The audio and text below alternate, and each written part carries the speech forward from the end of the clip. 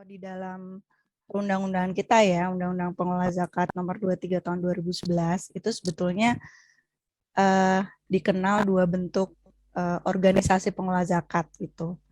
Jadi yang pertama adalah Basnas, yang kedua adalah Lembaga Amil Zakat atau LAS.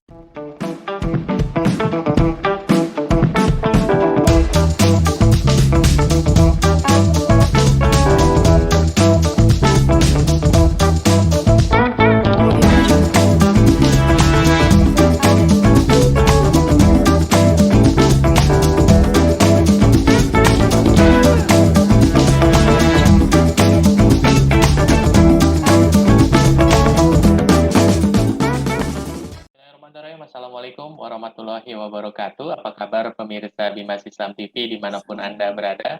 Baik yang menyaksikan melalui akun YouTube kami maupun melalui akun sosial media kami yang lainnya. Seperti biasa, saya Boy Aditya kembali hadir menemani rekan semua dalam acara Obsesi, yakni obrolan seputar soal Islam di episode yang ke-105. Kali ini bertema tentang alur dan mekanisme pelaksanaan akreditasi bagi organisasi pengelola zakat atau OPZ. Dan jangan lupa juga untuk pemirsa Bimas Islam TV agar dapat menekan tombol like and subscribe dan juga dapat memfollow akun-akun sosial media kami yang lainnya, yakni Facebook, Twitter, maupun Instagram di @bimasislam ya. Dan juga bagi yang hadir bisa mengklik link absensi yang ada di yang disematkan oleh tim redaksi, yakni di kolom komentar. Dan langsung saja kali ini kita akan menyapa narasumber kita yang sudah hadir, yakni dari analis kebijakan muda seksi audit syariah, yakni Mbak Dewi Triwulandari. Assalamualaikum Mbak Dewi. Waalaikumsalam warahmatullahi wabarakatuh, Pak Boy, Bu Anti, dan teman-teman rekan Obsesi. Iya, baik. Gimana Mbak Dewi, kabarnya sehat? Alhamdulillah di tengah pandemi kita masih diberikan nikmat kesehatan oleh Allah Subhanahu wa taala dan juga keluarga sehat. Semoga juga rekan-rekan yang menonton Obsesi juga semua diberi kesehatan. Amin. Baik. Mbak Dewi mengawali pertanyaan saya yang pertama ini terkait dengan alur dan mekanisme pelaksanaan akreditasi bagi organisasi pengelola zakat. Nah, sebenarnya kita juga mengenal yang namanya lembaga amil zakat atau LAS. Ini apa bedanya LAS dengan OPZ ini? Iya, jadi gini Mas, kalau di dalam undang-undangan kita ya, Undang-Undang Pengelola Zakat Nomor 23 Tahun 2011, itu sebetulnya dikenal dua bentuk organisasi pengelola zakat itu. Jadi yang pertama adalah Basnas, yang kedua adalah Lembaga Amil Zakat atau LAS. Jadi OPZ sendiri itu adalah apa ya, kayak istilah umum gitu ya, yang sudah ada duluan di masyarakat lah di antara penggiat zakat. Kalau yang namanya organisasi pengelola zakat itu adalah kalau bentuk legalnya ya itu adalah Basnas dan LAS. Tapi di luar itu ada sebetulnya juga lembaga amil zakat yang belum atau mengakui dirinya, memvalidasi dirinya sebagai lembaga amil zakat yang bergerak dalam bidang zakat, tapi belum memiliki izin atau belum memperoleh izin dari Kementerian Agama gitu. Sehingga kita sering membedakan antara kalau kita menyebut dalam arti tema umum gitu ya, kita sebutnya OPZ udah gitu aja. Gitu. Seperti itu, Mas. Jadi lebih sederhana mungkin ya. Jadi semuanya bisa masuk, bisa dianggap lebih ke sebagai bahasa umum ya. OPZ gitu ya. Ya, lebih generalisir gitu ya. Jadi tidak membedakan mana Basnas, mana LAS, mana yang lainnya yang belum yang lainnya ya. Karena kita secara regulasi kan nggak bisa menyebut mereka amil zakat ya. Tapi secara tradisi di masyarakat mungkin sudah bisa disebut gitu. Seperti itu. Jadi ini organisasi pengelola zakat ini lebih menggeneralisir bagi seluruh lembaga-lembaga ataupun juga kumpulan-kumpulan mungkin ya, Kumpulan kumpulan-kumpulan ya, masyarakat gitu ya, perorangan, perorangan itu masyarakat. yang Iya, mengelola betul. zakat. Baik. Mm-mm, Lalu terkait dengan tema ya, ini mm-mm, mekanisme pelaksanaan akreditasi. Ini seberapa pentingnya sih akreditasi mm. ini bagi suatu lembaga ataupun OPZ? Betul. Jadi gini Pak, di seluruh dunia ya, lembaga apapun itu ya yang ada apa namanya di lingkungan kita lah gitu ya. Itu sebetulnya karena kita ini adalah masyarakat Ya, yang bersosialisasi, bertetangga, lalu kita juga dalam lingkup apa namanya lingkungan global gitu ya. Sekarang itu kan apalagi zaman digital, jadi kita tuh tidak lagi terkotak-kotak dan kita itu apa menjadi suatu bagian dari masyarakat dunia kan gitu ya. Jadi suatu akreditasi ya itu adalah sebetulnya hal yang umum gitu di dunia gitu ya, di masyarakat dunia, terutama uh, dinisbahkan kepada lembaga-lembaga yang ingin meningkatkan trust gitu ya. Jadi dia ingin memperoleh tadi yang kalau bahasa anak sekarang butuh validasi nih gitu. Nah itu, jadi lembaga-lembaga itu sekarang secara mandiri atau mungkin dengan kebijakan dari pemerintahnya itu melakukan apa yang namanya akreditasi atau yang disebut penilaian kesesuaian gitu ya. Jadi penilaian kesesuaian terhadap apa ya? Terhadap aturan-aturan, norma, terus hal-hal yang sudah umum gitu ya, yang telah disepakati oleh masyarakat global lah intinya gitu ya, masyarakat dunia. Nah sekarang apa sih pentingnya lembaga amil zakat gitu toh? Ini kan dalam tanda petik lembaga amil zakat itu kan milik umat Islam gitu ya. Jadi kenapa kita harus meraih kepercayaan gitu kan seperti itu. Jadi memang kalau kita ingin uh, membandingkan gitu ya, menilai diri sendiri, itu kadang kita akan menilai diri sendiri baik Pak gitu ya. Wah saya udah bagus kok sudah seperti A, B, C dan sebagainya. Tapi di mata orang lain belum pasti gitu kan, belum tentu orang lain itu memandang hal yang sama karena kan kita uh, apa kalau menilai diri sendiri itu kan berarti kan subjektif ya. Tapi kalau dinilai orang lain kan pasti orang lain itu punya pandangan objektif. Apalagi orang lainnya itu banyak gitu ya. Apalagi orang lainnya itu banyak dan memiliki standar untuk menilai menilai orang gitu, menilai orang atau lembaga lain. Nah, seperti itu yang mungkin gambaran kecilnya ya, kenapa lembaga amil zakat itu perlu diakreditasi dan lembaga amil zakat kita kan sudah umurnya itu kan sebetulnya sudah lama ya, bahkan sebelum ada undang-undang itu ada ya, sebagian lembaga amil zakat. Nah, sudah memang lembaga amil zakat kita juga dikenal juga di luar negeri gitu kan. Jadi Indonesia itu termasuk yang punya organisasi pengelola zakatnya itu punya nama lah di luar negeri gitu. Nah, ketika mereka memiliki nama itu kan harus ada semacam validasi ya dari mereka juga gitu loh. Jadi kadang-kadang ada beberapa lembaga yang sudah mapan itu dia diakreditasi ISO gitu kan. ISO-nya macam-macam dari yang manajemen lingkungan bahkan yang terbaru itu katanya ada ISO yang saya lupa ya. Jadi untuk menilai apakah bebas dari unsur terorisme ya, penggalangan dana kepada apa organisasi-organisasi yang dalam tanda kutip membahayakan negara gitu, seperti itu. Nah, itu mereka sudah beberapa lakukan gitu kan. Dan lembaga amil zakat itu juga standar prosedurnya juga sudah menyesuaikan dengan standar manajemen ISO itu. Nah, cuma Mas Boy yang namanya kalau ingin melakukan akreditasi mandiri ya dengan merekrut lah ya, merekrut asesor yang dari ISO itu biayanya kan mahal sekali ya. Kalau di Indonesia itu paling murah mungkin di angka 35 jutaan lah ya. Kalau untuk yang betul-betul bagus gitu ya, sudah punya apa namanya nama lah untuk lembaga akreditasinya itu. Nah, sehingga kita di Kementerian Agama juga berpikir gitu kan, nggak mungkin gimana dengan lembaga-lembaga yang kita tahu uh, belum sampai untuk ke sana. Istilahnya uh, hal ini kan barang baru ya, walaupun sudah 10 tahun, tapi di lembaga zakat itu kan sesuatu yang baru. Karena ISO itu, karena akreditasi itu umumnya dilaksanakan untuk lembaga-lembaga yang profit gitu.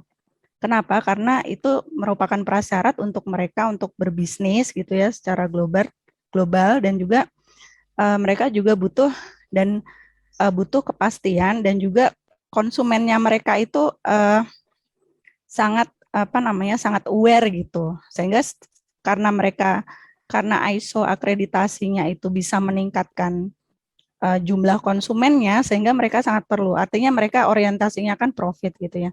Nah, sedangkan kalau kita apalagi lembaga amil zakat ya yang orientasinya itu murni betul-betul sosial gitu ya. Jadi sama sekali tidak ada unsur profit di situ gitu.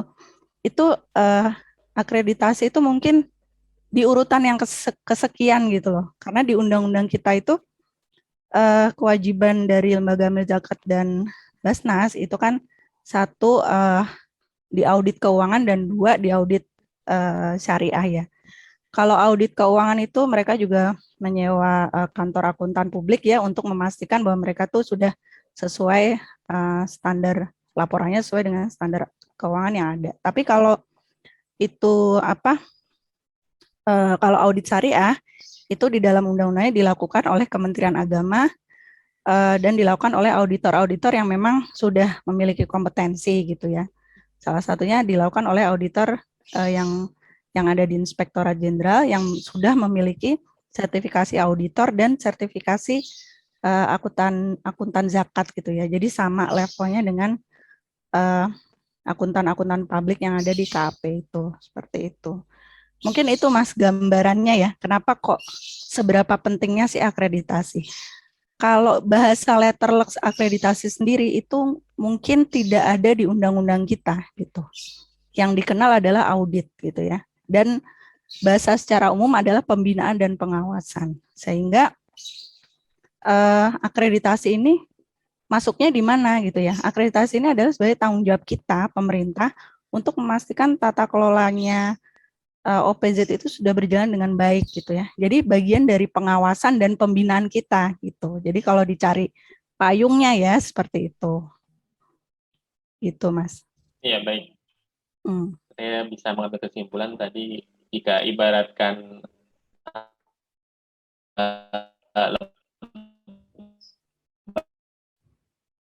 lembaga ini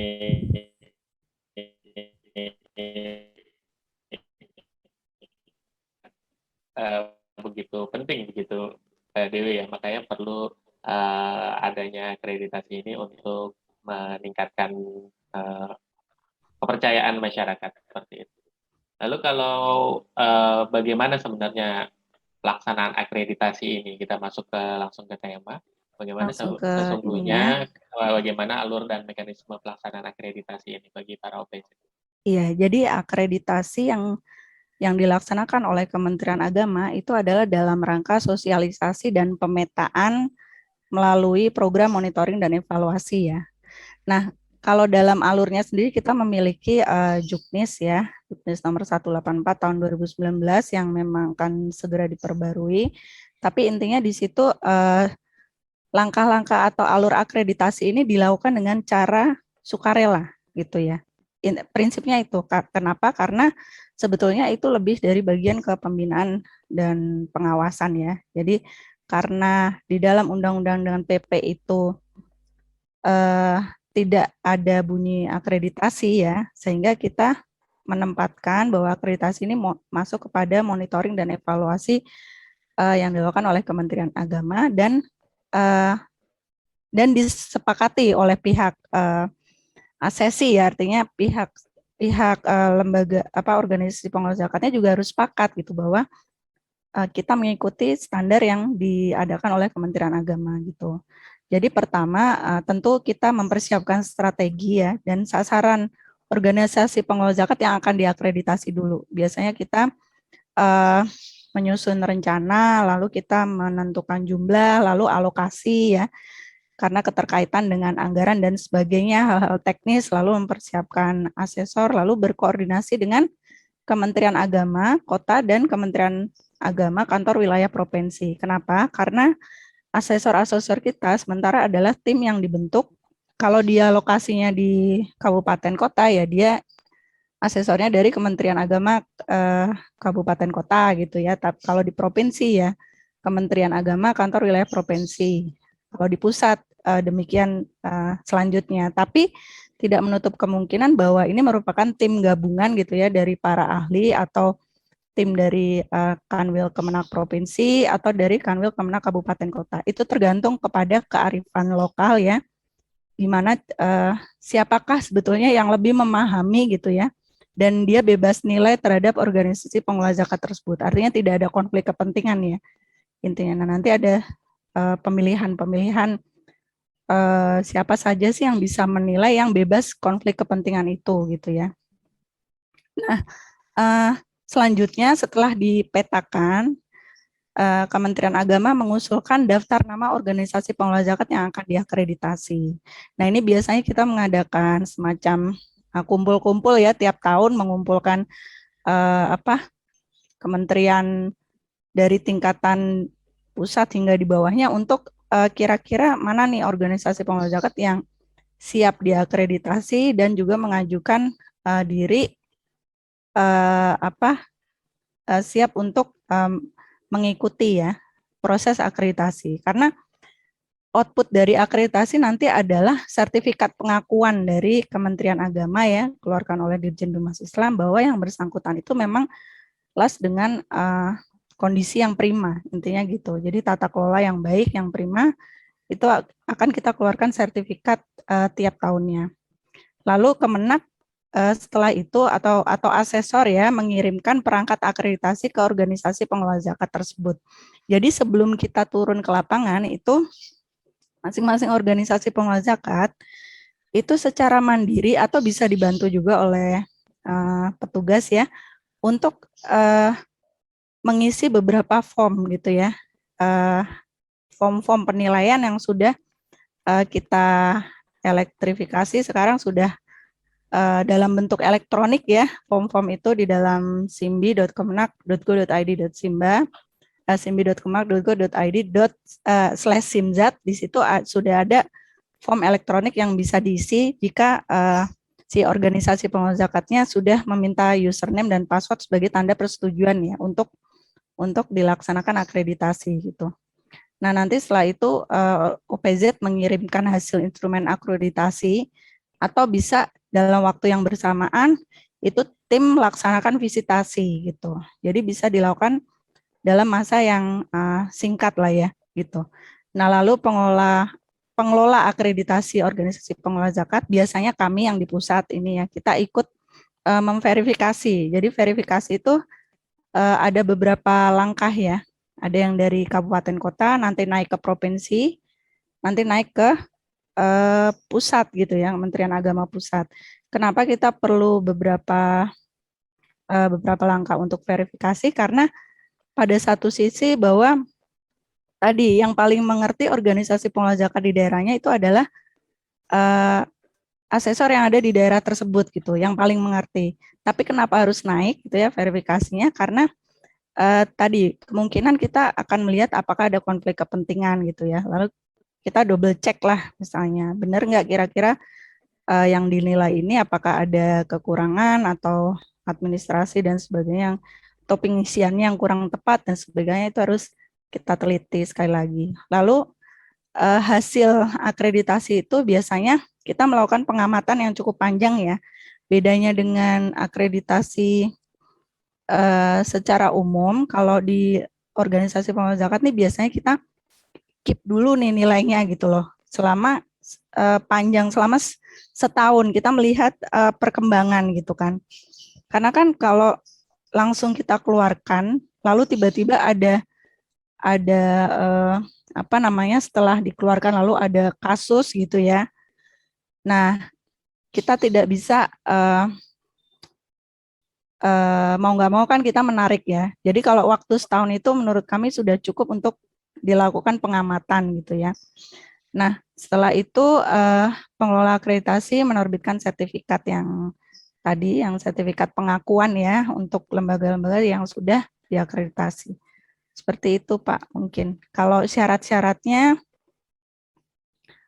syarat-syarat untuk akreditasi ya sebetulnya mirip dengan syarat-syarat untuk perizinan ya, perizinan lembaga zakat. Salah satunya kita ada 14 syarat utama. Kalau 14 ini dipenuhi, dia akan otomatis terakreditasi gitu. Tapi kalau 14 ini ada satu yang tidak dipenuhi, dia otomatis masuknya belum terakreditasi.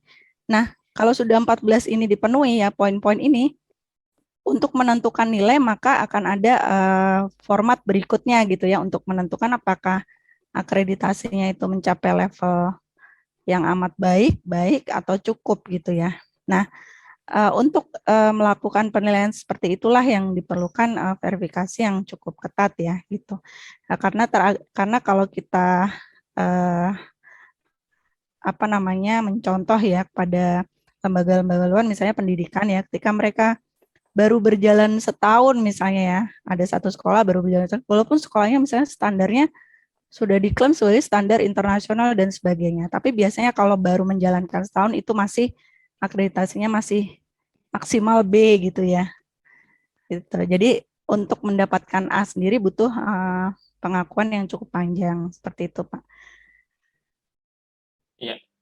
Tadi dikatakan bahwa persyaratan untuk akreditasi itu hampir sama dengan perizinan seperti itu. Perizinan ya. Apakah ini berarti OPZ yang sudah mendapatkan izin dari Kementerian Agama juga otomatis terakreditasi juga? Belum tentu, karena mendapatkan izin itu kan berarti belum diuji kemampuan selama setahun ya. Jadi memang ada persyaratan tambahan. Jadi saya bilang mirip, tapi ada beberapa poin yang beda. Misalnya melampirkan surat pernyataan bersedia untuk diakreditasi. Lalu poin kedua, memiliki kemampuan untuk menghimpun zakat, infak, sedekah, dan dana sosial keagamaan lainnya minimal 50 miliar per tahun untuk kelas skala nasional, lalu 20 miliar untuk kelas skala provinsi, dan 3 miliar untuk kelas skala kabupaten kota. Biasanya karena perizinan itu baru, kan kita belum tahu nih mereka bisa mengumpulkan berapa nih setahun besok gitu kan. Kalau ternyata pengumpulannya kurang gitu ya, ternyata kok tidak bisa mencapai 50 miliar gitu untuk kelas nasional ya, otomatis kita tidak mengeluarkan. Kalau perizinan itu kan hanya menyatakan surat kesanggupan. Nah, sekarang kita setelah diberikan izin dan sanggup, kita menilai kan, memang betul-betul sanggup apa tidak nih gitu. Nah, biasanya bedanya di situ gitu. Baik, jadi kalau untuk perizinan ini baru awal mungkin ya, baru awal ketika LAS itu mengajukan perizinan dan ketika sudah berjalan seperti itu barulah setelah berjalan 5 tahun ya biasanya kita ini menilai tahun lah setahun ya. Tahun memberikan nilai dan juga memberikan akreditasi gitu ya. Iya. Nah, apakah bisa dikatakan bahwa akreditasi ini juga istilahnya menjamin bahwa OPZ tersebut memang sudah kredibel seperti itu dan juga masyarakat tidak perlu ragu untuk menyalurkan zakatnya kepada OPZ tersebut? Nah, sebetulnya kalau dari yang mengeluarkan itu adalah dari Kementerian Agama, maka jelas Kementerian Agama harusnya berani bertanggung jawab ya bahwa kami di sini berani menyatakan bahwa ini kredibel gitu kan. Tapi kan antara legalitas dan pengakuan masyarakat, kadang kan masyarakat sekarang itu kan tidak mudah percaya ya. Masalahnya ya, apalagi lebih lebih kritis lah masyarakat sekarang itu, dan kritis dalam arti yang baik ya. Artinya kita juga sebetulnya perlu masukan kalau memang ini dirasa kurang cukup gitu ya, sebetulnya apa sih poin-poin yang harus kami di Kementerian Agama lakukan. Kita juga butuh masukan supaya memastikan bahwa LAS dan Basnas ya dan OPZ secara umum itu bisa mencapai gimana cara penilaiannya supaya kita yakin bahwa mereka tuh bagus gitu. Apa kita melibatkan masyarakat dan sebagainya, itu juga kita mempertimbangkan Pak penilaian-penilaian masyarakat. Misalnya dalam akreditasi kan kita bisa membentuk tim ya, melibatkan masyarakat, atau kita juga menerima pengaduan masyarakat, misalnya ada apa yang dirasa tidak pas gitu ya dalam organisasi, dan aduan-aduan itu biasanya kita jadikan masukan untuk penilaian juga gitu. Misalnya kita ada poin apakah 40 minimal 40 orang merasakan manfaat di organisasi pengusaha yang berdiri di tempat saudara gitu ya. Itu kan butuh penilaian dari masyarakat gitu. Jadi kan di sekeliling lembaga zakat itu merasa menerima nggak sih manfaatnya gitu kan. Nah, itu termasuk masukan-masukan dari masyarakat seperti itu. Gitu. Dan saya kira kalau nanti kita bisa lihat poin-poinnya ya, itu sangat mendetail sekali gitu ya. Bahkan saya bilang ini sebenarnya sangat sangat ketat nih akreditasinya Kementerian Agama, sehingga karena organisasi LAS ya, terutama LAS dan Basnas itu sudah diaudit syariah, lalu harus menjalani audit keuangan, lalu akreditasi gitu ya. Itu rasanya kalau mereka sudah lulus beberapa audit, biasanya mereka sudah kita juga punya keyakinan bahwa mereka juga akan lulus akreditasi gitu. Karena audit kan juga mirip ya. Audit keuangan itu mirip audit keuangan dan audit syariah yang lebih mirip audit kinerja itu sebenarnya mirip-mirip juga dengan akreditasi seperti itu, Pak. Ya, baik. Lalu jika memang OPZ ini sudah dikeluarkan izinnya, lalu selama berjalannya operasional mereka, ini ternyata tidak sanggup untuk, katakanlah tadi ada minimal persyaratan gitu ya, mengelola dana zakat sekian miliar, seperti itu. Apa yang nantinya dilakukan? Apakah ya sudah dibiarkan saja tetap ada operasionalnya, namun ini tidak dikeluarkan akreditasinya atau seperti apa ini, Pak? Pertama tentunya kita akan melakukan pembinaan ya, itu sebagai kewajiban kita terlebih dahulu yang dilakukan oleh mungkin teman-teman yang di luar penilai ya, asesor, untuk melakukan pembinaan atas dasar nilai asesornya. Nah, ketika misalnya tidak mampu mencapai, kan kita mencari tahu kenapa sih tidak mampu mencapai gitu ya, apa karena kondisi misalnya sekarang pandemi dan sebagainya itu berpengaruh gitu ya. Nah, pada saat itu kita kita bisa juga melakukan penilaian ulang ya atas dasar permintaan gitu. Kita bisa menilai walaupun itu belum berlaku selama 5 tahun ya, belum 5 tahun. Kita melakukan penilaian ulang, dan ketika misalnya nilainya turun ya, kita tidak mengeluarkan. Artinya kita tidak mengeluarkan sertifikasi terlebih dahulu sampai dia sanggup lagi mencapai nilai yang bagus gitu ya. Jadi kita memberikan solusi sebetulnya, yang kita keluarkan itu sebetulnya adalah yang betul-betul dengan nilai A gitu ya. B pun kita masih tanya mau nggak dikeluarkan dengan nilai B, karena kalau kita umumkan ini nilainya B berarti belum bagus dong, itu lembaga amil zakatnya kan gitu ya. Jadi kita memberitahukan kepada yang bersangkutan sebetulnya. Nah, kalau biasanya yang bersangkutan kalau misalnya punya nilai A ya, dia akan mempublikasikan ya kan. Tapi kalau misalnya diperkirakan itu turun gitu. Nah, setiap tahun itu sebagai kewajiban dari asesornya yang pernah menilai gitu ya, yang pernah menilai dan dikomunikasikan dengan asesor selanjutnya itu untuk tidak mengeluarkan sertifikat lagi. Sehingga biasanya sertifikat kita itu berlaku selama setahun gitu. Berarti tiap tahun gitu ya dilakukan perubahan nilai gitu dari poin-poin tertentu gitu. Ya, jadi bisa dikatakan setiap tahunnya ada evaluasi dari kementerian. Ada evaluasi ya, tergantung dari masyarakat sendiri. Baik. Ya, bagi pemirsa di YouTube ini, silakan jika ada yang ingin bertanya kepada Mbak Dewi ini seputar pelaksanaan akreditasi bagi OPZ, silakan mengetik di kolom chat ya. Ini memang banyak sekali yang hadir di kolom chat, dan juga jangan lupa untuk mengklik link yang sudah tersedia untuk kehadiran, dan juga jika ada yang ingin bertanya silakan diketik ya di kolom chat tersebut ya. Ini ada pertanyaan dari Misbah ini, Mbak Dewi.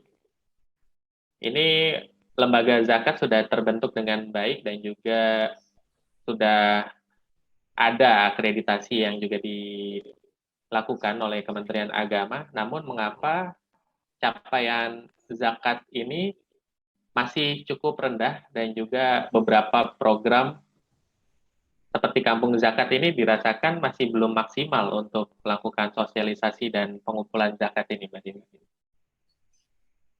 Gitu ya. Mungkin ini di daerah mana ya? Karena kan memang kalau kita ambil kesimpulan mengeneralisir kan memang tidak bisa ya Pak ya. Jadi kita sebetulnya kita kembali lagi kepada performance dari masing-masing lembaganya. Nah, memang tugas asesor itu kan menilai ya. Jadi ketika menilai itu sebenarnya kita nggak boleh ikut apa ya, menilai kita sendiri gitu, itu kan nggak boleh ya. Jadi kita sebagai pelaksana di akreditasi itu berusaha memisahkan antara pembinaan dan pengawasan itu gitu. Ya, karena pembinaan yang dimaksud itu adalah sebenarnya kita menilai apa sih hasil-hasil pembinaan di bawah kan seperti itu ya.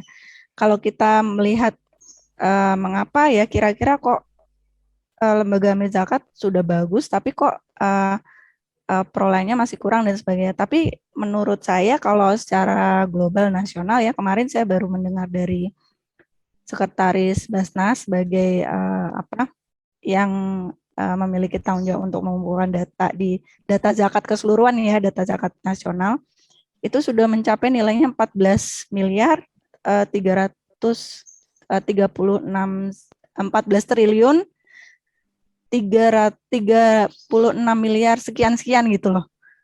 Jadi kan naik dari tahun lalu ya.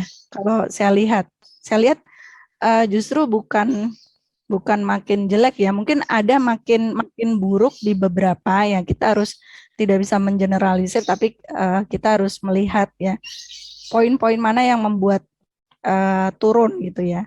Tapi kalau secara umum saya lihat ini sudah pada track yang benar gitu ya, dan memang organisasi pengelola zakat menyumbang sekitar 22% partisipasi di lingkungan impact kepada sosial keagamaan gitu loh. Jadi impact-nya kepada dunia pendidikan dan dunia keagamaan itu mencapai 22% presentasinya itu gitu. Nah, sedangkan yang kenapa 22%, sebetulnya ada juga lembaga sosial keagamaan lain yang tentu saja ini berkaitan dengan ini ya, dana-dana sosial keagamaan yang mungkin di luar Islam gitu ya. Kalau itu dihitung mungkin lebih tinggi lagi gitu. Nah, kalau untuk program-program terkait misalnya kampung zakat dan sebagainya itu juga harus dinilai ya. Kalau menurut saya secara pribadi itu harus dinilai seberapa besar dampak impact-nya kepada masyarakat gitu ya. Dan itu juga sudah dilakukan oleh beberapa lembaga kajian strategis ya. Apakah kampung zakat ini berhasil mendongkrak misalnya penilaian akreditasi. Kalau kita di poin untuk pemberdayaan kita ada ya mekanisme penilaian seperti misalnya kita melihat apakah masyarakat yang ada di kampung zakat itu misalnya ya kalau bicara titik misalnya apakah dia sudah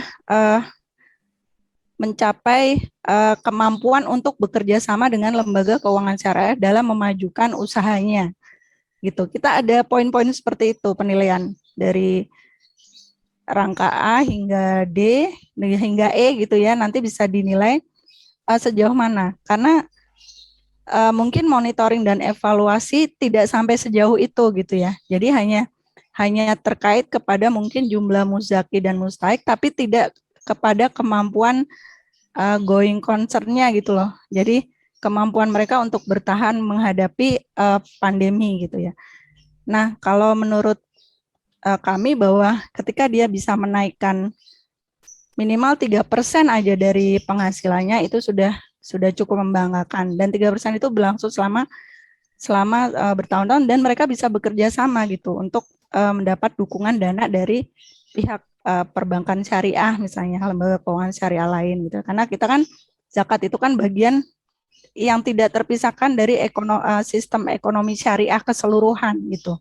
Jadi kalau kita bicara zakat, kita jangan bicara zakat aja, tapi ada sistem lain yang menunjang yang bisa membuat mustahik itu lebih berdaya guna dan lebih bertahan lama gitu ya dalam menciptakan kemandiriannya, atau kita sebut dengan sustainabilitas ya, sustainable dia gitu. Nah, nilai-nilai sustainable itu mungkin yang kurang digali gitu ya. Jadi kesuksesan itu tidak kita lihat dari seberapa besar impact di media gitu ya. Kita nggak melihat seperti itu, tapi kita melihat impact itu memang harus melalui penelitian yang bisa dipertanggungjawabkan. Nah, kalau di format akreditasi kita ya kita melihat kalau produk mereka itu laku di pasaran gitu ya. Laku di pasaran itu artinya mereka produknya sudah terstandar, terus sudah mulai diminta oleh masyarakat, lalu produk-produk mustahik itu sudah ada di misalnya Indomaret ya, terpaksa nyebut merek nih, misalnya gerai-gerai waralaba lah gitu ya, dan mereka sudah bisa bekerja sama dengan misalnya CSR perusahaan A, B, C dan sebagainya, bekerja dengan lembaga keuangan syariah. Nah, itu yang kita sebut mandiri gitu. Dan nilainya itu full gitu ya, kita berikan nilai A, dan bobotnya untuk di bidang pemberdayaan itu lebih besar dari bobot poin akreditasi yang lain. Kalau di dalam format kita, bobotnya itu bisa mencapai angka 4. Ya, jadi kalau nilainya misalnya A itu kan udah paling bagus ya 4. Bobotnya 4 kali 4 bisa menambah 16 poin gitu. Seperti itu. Iya, memang sesuai dengan apa yang sering disampaikan juga oleh Pak Direktur ya, bahwa zakat ini bukan hanya sekedar membagi-bagikan seperti itu ya, menyalurkan, mengumpulkan dan menyalurkan, namun bagaimana agar dana zakat itu dikelola dan juga memberdayakan masyarakat yang ada di sekitar seperti itu. Dan juga banyak program-program dari Direktorat Pemberdayaan Zakat dan Wakaf yang berupaya, jadi itu juga menjadi syarat ya akreditasi, bahkan poinnya paling besar betul. ya bagi poinnya paling OPZ besar apabila mampu memberdayakan masyarakatnya, tidak hanya sekedar menghimpun dan menyalurkan. Baik, ini berarti sesuai dengan program besar dana zakat. Lalu tadi dikatakan juga oleh Mbak Dewi bahwa ada 2 hal di dalam akreditasi ini, yakni pengawasan dan juga pembinaan. Apakah hal ini dijalankan dalam satu koridor, dalam arti ada tim pengawasan dan pembinaan, atau berbeda ini timnya ini? Iya, jadi gini Mas Boy, kalau akreditasi itu sebetulnya adalah bagian kecil dari pengawasan ya. Mekanisme pengawasan kita kalau di saat itu kan bermacam-macam ya skemanya. Jadi tetap kita mengikuti aturan turunan dari peraturan pemerintah nomor 14 tahun 2014 ya, diturunkan ada namanya PMA nomor 5 tahun 2016. Jadi itu PMA tentang sanksi administratif, dan sanksi yang diberikan paling besar itu adalah pencabutan izin ya, untuk lembaga-lembaga yang melanggar gitu kan. Nah, itu bagaimana mekanismenya gitu kan. Untuk sanksi itu dia ada 3 poin. Jadi pertama, sanksi itu bisa ditetapkan setelah keluar hasil audit syariah. Jadi satu, melalui mekanisme audit syariah. Yang kedua, dia melalui mekanisme monitoring dan evaluasi. Nah, akreditasi itu sebetulnya masuk di mekanisme kedua itu gitu. Lewat monitoring dan evaluasi kita bisa merekomendasikan untuk mencabut dan lain sebagainya. Dan yang ketiga adalah ketika ada laporan dari masyarakat, lalu laporan itu terbukti benar ya. Laporan itu terbukti benar, dapat dibuktikan, lalu lewat rapat mungkin sidang komite etik yang ada di Basnas, kita juga jadikan pertimbangan dan lain sebagainya. Itu mekanisme pengawasan kita. Tapi memang kita memiliki kelemahan ya, kelemahan dalam arti bukan karena ketidakmampuan dan sebagainya, tapi kelemahan lebih dikarenakan negara kita ini kan negara yang ini ya, yang memberikan kesempatan pada masyarakat untuk sebebas-bebasnya sesuai aturan gitu ya, dalam rangka penggalangan dana lah ya, dana sosial, dana keagamaan dan sebagainya gitu ya, dalam rangka crowdfunding dan sebagainya. Padahal itu sudah ada undang-undangnya gitu kan. Nah, untuk yang tidak masuk ke dalam kriteria lembaga amil zakat yang berizin atau organisasi pengelola zakat yang berizin, kita di Kementerian Agama tidak memiliki instrumen yang cukup lengkap atau memiliki kewenangan untuk melakukan penindakan gitu ya. Gitu. Nah, yang berwenang siapa? Yang berwenang itu adalah kepolisian gitu. Jadi karena itu kan penindakan hukum ya, kita di luar ranah itu gitu. Jadi Kementerian Agama itu fungsinya lebih kepada pembinaan dan pengawasan dalam rangka untuk meningkatkan mutunya si organisasi pengelola zakat. Misalnya dari yang tadinya tidak berizin, kita dekati untuk supaya mengurus izin dan sebagainya. Nah, ketika misalnya tidak mengurus izin gitu ya, setelah 2-3 kali kita tanya, kesulitannya apa sih? Oh, kita berat Bu, ini kita belum sampai ini. Kita fasilitasi dulu dengan bantuan, misalnya kalau memang kesulitan di penyusunan laporan keuangan ya, sesuai pernyataan standar akuntansi zakat, kita berikan software gitu. Jadi kita lebih ke pendekatan dalam artian pendekatan yang membina gitu ya. Pengawasannya itu pengawasan dalam arti untuk membina. Oh, susah Mbak untuk bikin laporan itu, ininya SDM-nya nggak ada. Terus menggaji mereka juga kan nggak mungkin kita gaji tinggi-tinggi untuk bikin laporan keuangan, nggak ada yang bisa gitu. Kita sediakan tuh software atau apalah yang mereka butuhkan, atau mereka butuh BIMTEK gitu ya, butuh sosialisasi, kita siap diundang kapan aja untuk datang untuk memberikan pelatihan.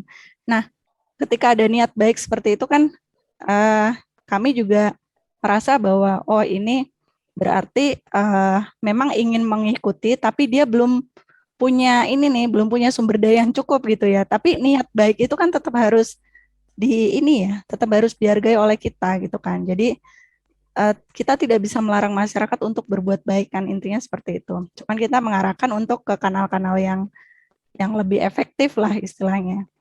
Nah, kalau yang misalnya kita datengin terus berusaha menutupi misalnya, atau kita silaturahmi kok sepertinya kok nggak sesuai dengan apa yang diinginkan oleh masyarakat sekitar, misalnya masyarakat sekitar, oh kita nggak pernah dapat apa kayak pembagian sembako dan lain sebagainya gitu ya. Terus tapi mereka tetap membuka. Nah, yang seperti itu yang biasanya kita dekati ya, kita dekati, atau kalau memang tidak mau berkomunikasi dengan kita ya, kita serahkan kepada aparat, bukan aparat penegak hukum, tapi mungkin aparat desa, kelurahan gitu ya.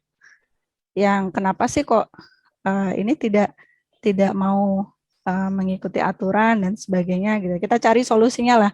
Sampai yang paling tinggi, yang itu sudah mentok banget ya.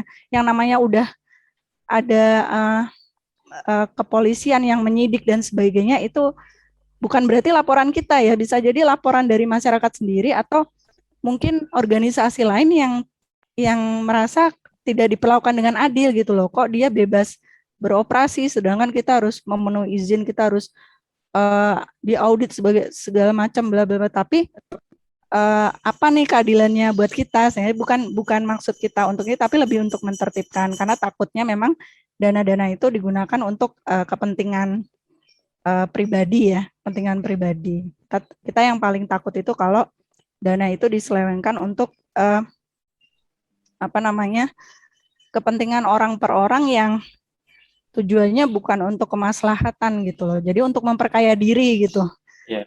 Kita takutnya seperti itu.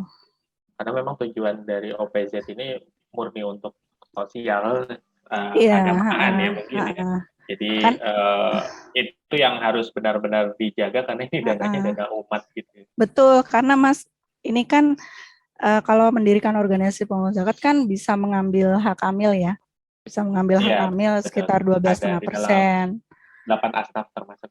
Iya, lalu bisa mengambil dana infak ya sekitar 20% untuk pengurusnya. Nah itu sekarang ini bisnis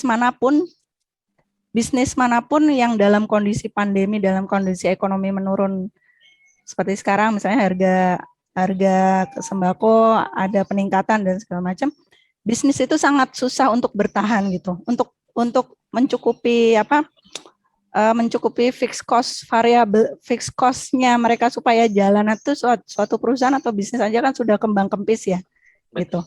Nah kita bandingkan dengan misalnya bukan lembaga zakat, misalnya dengan dengan yang modelnya yang mengambil dana masyarakat lalu disalurkan lalu dia bisa mengambil sekian, itu bisa jadi lebih menguntungkan gitu kan. Kalau menguntungkan dalam tanda kutip nih gitu.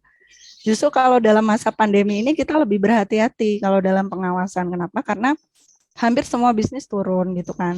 Terus tapi ada yang sangat menguntungkan gitu lah.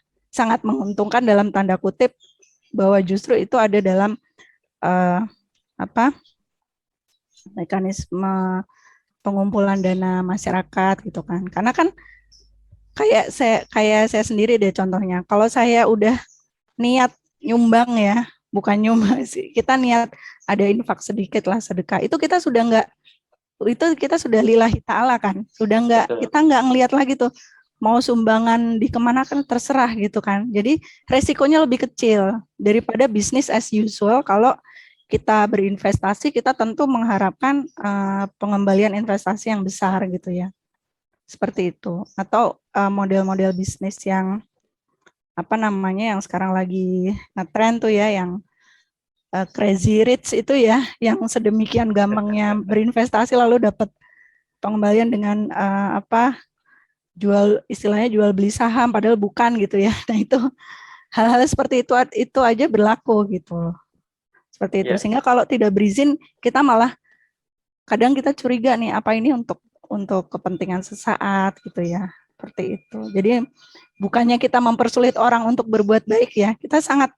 Kalau Kementerian Agama itu prinsipnya kita sangat mendukung, kalau bahkan kita kan selalu menganjurkan ya di Kemenag untuk orang kalau bisa berbuat baik dengan tetangga. Pokoknya apapun yang bisa dilakukan, lakukan gitu kan. Nah kita bukannya nyetop itu enggak, tapi kita memberikan kanal yang baik supaya sesuai dengan tujuan kesyariahan umat gitu ya. Tidak melenceng dari tujuan yang murni yang awalnya yang diharapkan oleh umat Islam. Karena begitu satu ketahuan melenceng, itu dia akan berimbas langsung ke semuanya. Padahal tidak semua itu seperti itu. Itu mungkin hanya 0,000 sekian persen dari semua lembaga zakat di Indonesia. Di Indonesia itu ada 607 lembaga zakat ya, baik Basnas maupun LAS yang sudah berizin. Ada satu yang rusak, padahal dia tidak berizin, itu udah impact-nya udah langsung kena gitu. Perolehan bulan itu menurun kan. Dan itu diakui oleh teman-teman organisasi pengelola zakat. Jadi mari kita jaga bersama-sama ya. Kalau untuk di ekosistem zakat ini, terutama ekosistem ekonomi syariah ini, kita jaga bersama bahwa nggak boleh ada satu celah pun gitu ya, satu celah pun kesalahan, karena kita membawa nama umat Islam, membawa ekosistem ekonomi syariah yang kita harapkan bisa tuh menarik dari jurang sekarang nih, jurang kita lagi diprediksi akan menghadapi masa krisis dan segala macam karena perang dan sebagainya gitu ya. Itu kita harus bisa saling menguatkan lah intinya gitu, antar organisasi pengelola zakat, antar masyarakat ya, antar kelompok antar aktor-aktor sosial yang ada di masyarakat gitu ya, lalu pengurus masjid, lalu di kita ada KUA, ada penghulu, ada penyuluh, kita harus bekerja sama lah gitu Mas Boy, sekalian curcol ini. Jadi Ya, memang benar sekali tadi yang dikatakan oleh Mbak Dewi bahwa Indonesia sendiri memang dalam beberapa riset yang saya baca menjadi negara paling dermawan dianggapnya ya, iya karena paling memang dermawan. masyarakat Indonesia ini jika ada suatu hal gitu untuk memberikan dana sosialnya untuk berinfak lah kalau umat Mm, Islam itu untuk berinfak dan untuk bersedekah itu sangat mudah dan benar mm, sekali tadi dikatakan bahwa ketika menjalankan sebuah apa istilahnya eh, crowdfunding mungkin ya pengumpulan dana ya itu crowdfunding ya. memang masyarakat hanya memberikan dan tidak pernah bertanya ini digunakan untuk Iya, apa penyalurannya seperti apa kan kita uh, nggak pernah tanya ya iya kayak gitu dan kalau untuk dan memberikan dan dananya.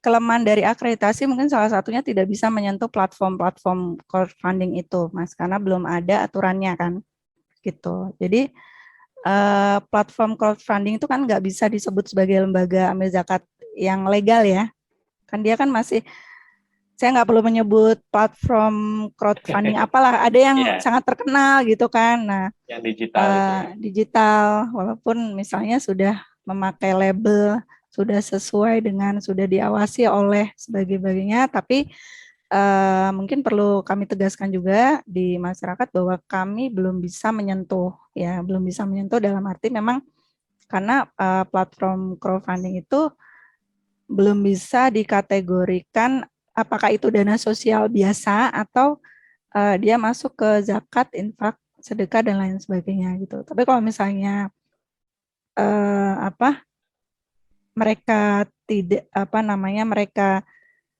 menggunakan kanal yang di luar lembaga amil zakat dan Basnas yang resmi gitu ya, itu patut sebetulnya sebetulnya kita harus bukan waspada ya, mungkin lebih mencari tahu lah masyarakat. Kami harapkan juga kritis ya, ikut membantu kita mencari tahu kemana dana itu disalurkan, karena kalau mengandalkan dari kita ASN di Kementerian Agama juga tenaga kurang ya. Kita berharap masyarakat itu kritis menyampaikan, lalu ikut mengawasi demi kebaikan bersama. Lalu kalau misalnya ada yang tidak baik menurut masyarakat, mohon disampaikan kepada Kementerian Agama gitu lewat simbi.kemenak.go.id/simzat. Di situ ada laporan pengaduan masyarakat seperti itu. Baru kita bisa menindaklanjuti. Kalau tidak ya kita tidak bisa karena di luar platform pengawasan kita untuk yang platform digital itu gitu. Berarti kalau untuk platform digital mungkin hanya khusus untuk yang LAS atau BASNA saja ya. Jika di luar itu tidak bisa. Biasanya platform digital yang sudah ikut skema kita ya, jadi mereka tetap menjadikan Amil sebagai verifikator, Pak. Jadi Basnas misalnya juga punya bekerja sama ya dengan platform digital, tapi Basnas juga bisa melihat gitu loh, melihat datanya mereka, sehingga kan ada kontrol dari Basnasnya, kontrol dari LAS-nya dalam penyaluran gitu, dan Basnas juga memverifikasi misalnya penyalurannya kemana nih gitu kan, jadi apakah sesuai dengan 8 asnaf atau tidak dan sebagainya gitu. Tapi kembali lagi ketika tidak ada amil yang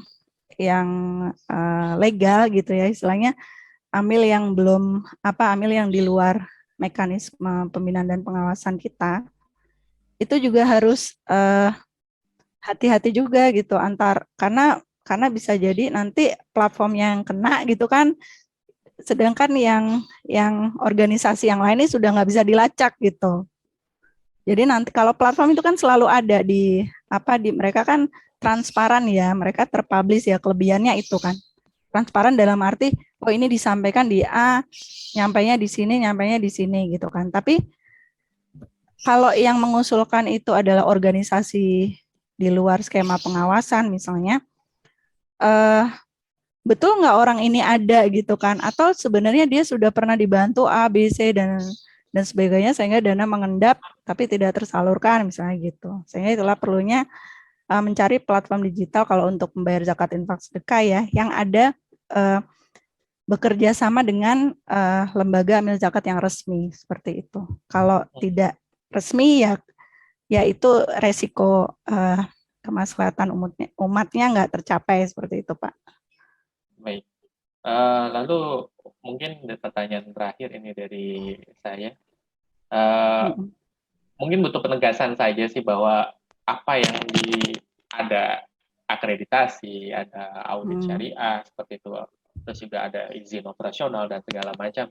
Ini apakah nantinya lembaga pengelola zakat atau OPZ ini tidak merasa dipersulit gitu?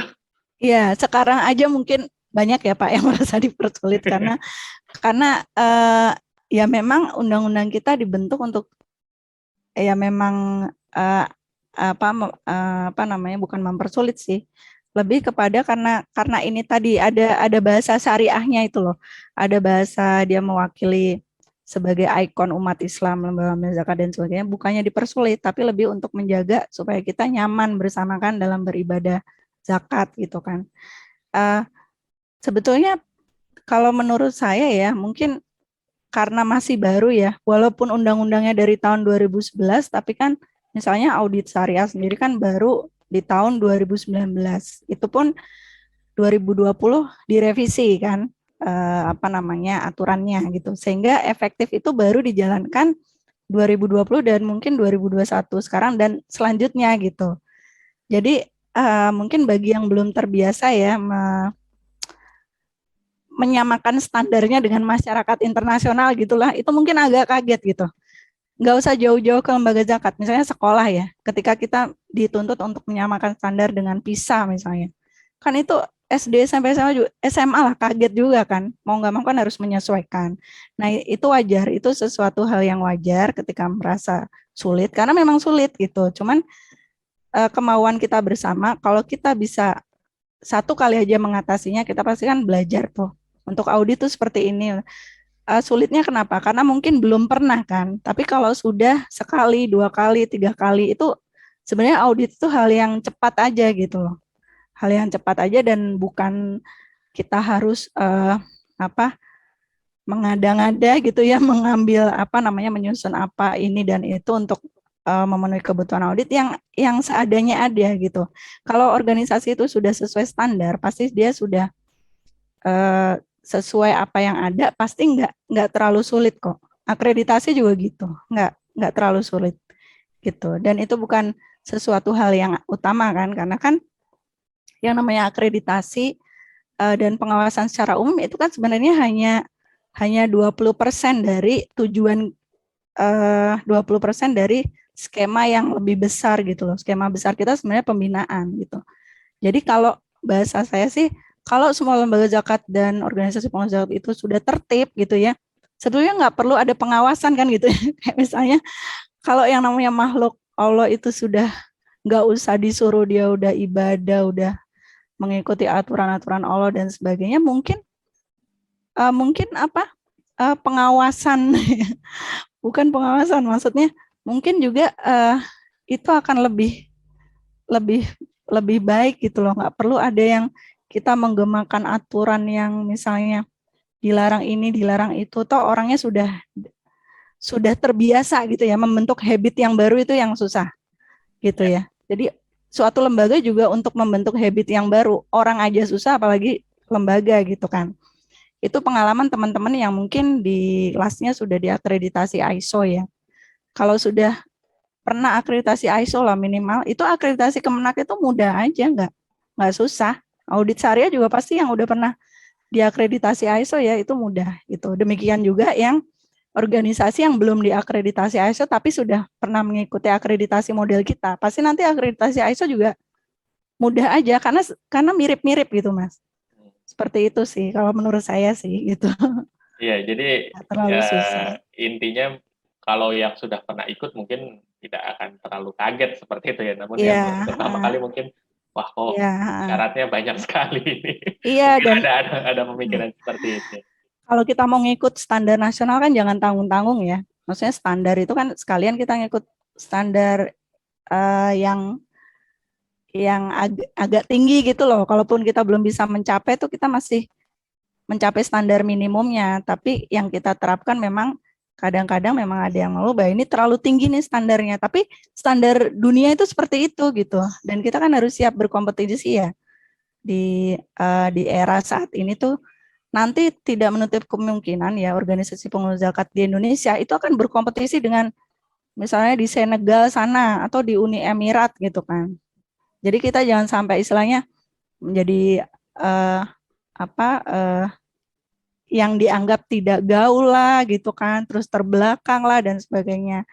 Itu kan pandangan yang sekian puluh tahun lalu ya, yang bahwa kita tertinggal dari Malaysia dalam urusan zakat, kita tertinggal dalam negeri A, B, C dan sebagainya gitu. Kita tunjukkan bahwa tahun ini kita ternyata bisa kok melampaui mereka dan lebih baik gitu ya. Baik. Itu yang saya banggakan dari teman-teman lembaga amil zakat kita yang di Indonesia.